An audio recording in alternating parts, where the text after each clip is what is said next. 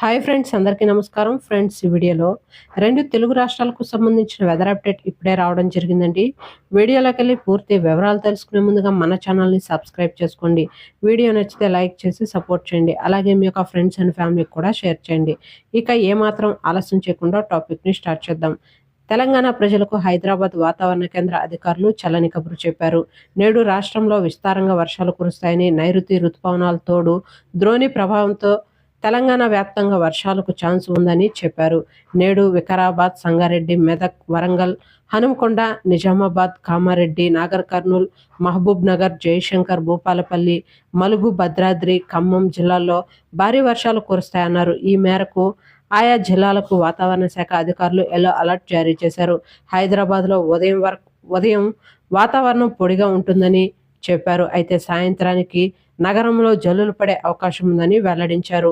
భారీ వర్షాల తోడు భారీ స్థాయిలో బలమైన ఈదురుగాలు వీస్తాయని, గంటకు దాదాపు 30 నుండి 45 కిలోమీటర్ల వేగంతో ఈదురుగాలు వీస్తాయని చెప్పారు. గాలులతో పాటు ఉరుములు, మెరుపులతో కూడిన వర్షాలు కురుస్తాయన్నారు.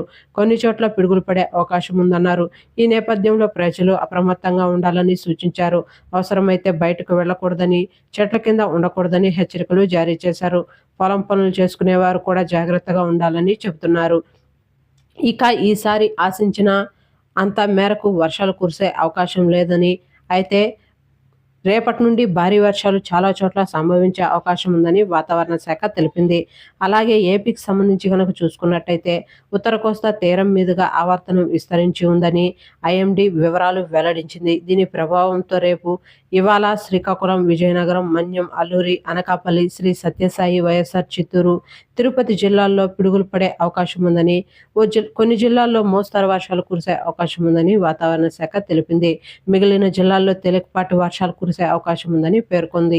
పొలాల్లో పనిచేసే రైతులు, కూలీలు, పశువులు, గొర్రెల కాపర్లు చెట్ల కింద ఉండకూడదని వాతావరణ శాఖ హెచ్చరికలు జారీ చేసింది. ఓకే ఫ్రెండ్స్, చూసారు కదా 2 తెలుగు రాష్ట్రాలకు సంబంధించిన వెదర్ అప్డేట్. వీడియో నచ్చితే లైక్ చేయండి. మన ఛానల్ని సబ్స్క్రైబ్ చేసుకొని ఫాలో అవుతుండండి. Thank you.